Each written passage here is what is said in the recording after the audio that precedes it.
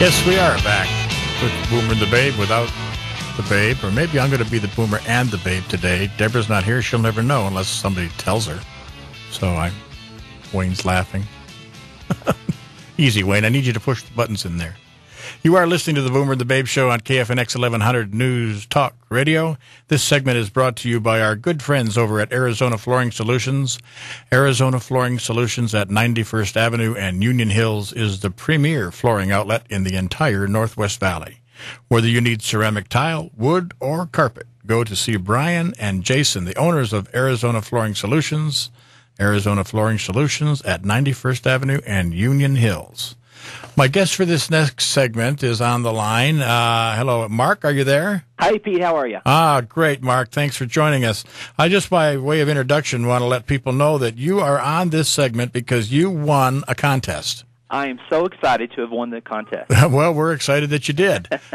We had a contest that was in the e-marketing newsletter for Love and Life After 50, and we offered 3 segment interviews for the winners, to have 3 winners come on the show.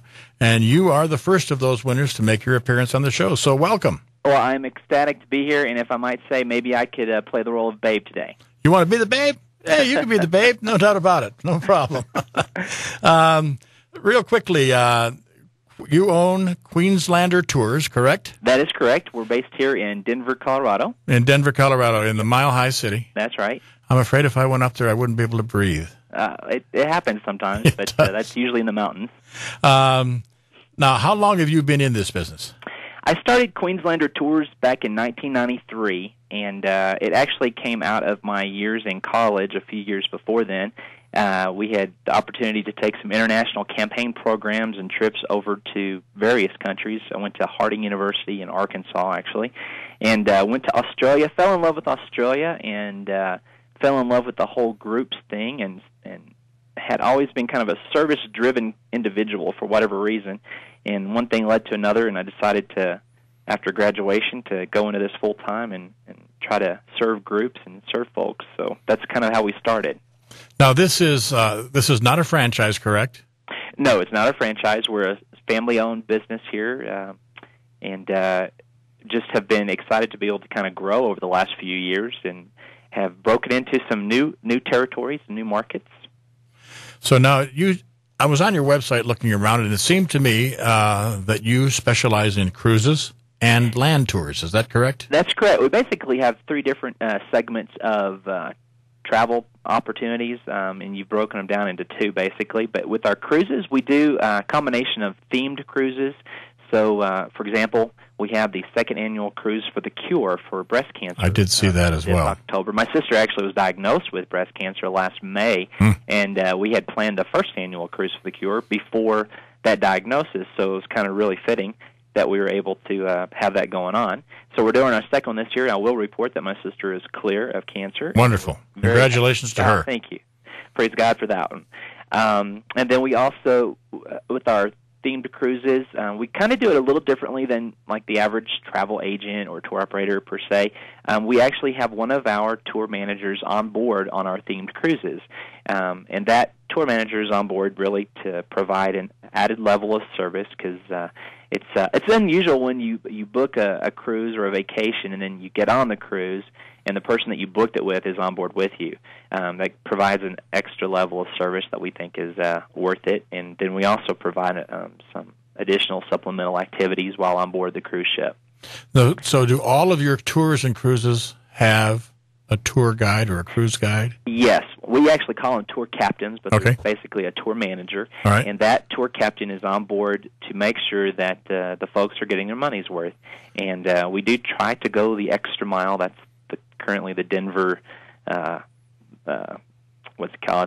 city's theme right now, going the extra mile for the Mile High City. Right. And so we try to do that as well by having these people on board. We have found that most clients really enjoy having that extra level of service and having the personal touch of having the person on board. They greet them when they get onto the cruise ship or at the airport, if it's a tour, and then they're there 24/7 basically at their beck and call for any kind of service or entertainment support. As somebody that doesn't do any kind of cruising or touring, which is probably my own doggone fault for not doing that. Got to correct that. I know. we'll have to talk. Okay.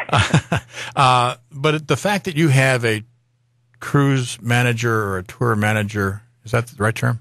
Correct. Yeah. That you have that person that is actually in your employ, correct? That is correct. That they are on that sojourn with these folks.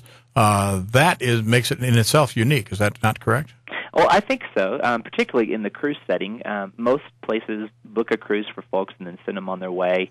Maybe they'll have a host on board, but really someone that knows, how to communicate, if you will, with the cruise lines is a huge advantage to be able to have that person on board to sometimes, be the vicar with the on-board cruise staff to make sure that the cabin is the right cabin, to make sure that the amenities are all in place that they were supposed to be in place. It does kind of provide an extra level of value. And then, like I said, on most of our cruises that we take our small groups and sometimes large groups on, we do a variety of entertainment, so kind of optional entertainment. For example, we do a Alaska Inside Passage cruise.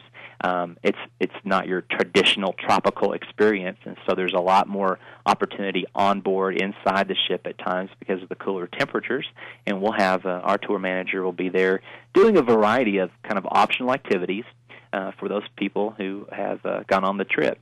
And then sometimes you'll find folks who go on our tours who are more of, I want to sit in my cabin and read my book and just kind of watch the Inside Passage go by. And so, we have trained our tour managers to really be just kind of adept at, listening to the folks, and if they want to get more involved, then, they'll pick up on it.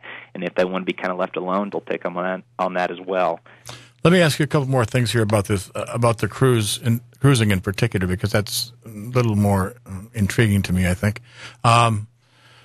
First of all, how do these fuel costs affect the tour business?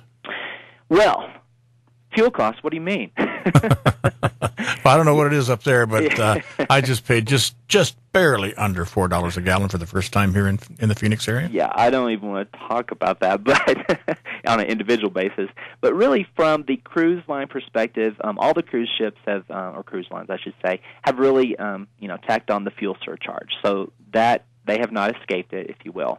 And then from the tour side of things, which we can talk about here in a second, but we have strived and taken hard hits to try not to have a fuel surcharge.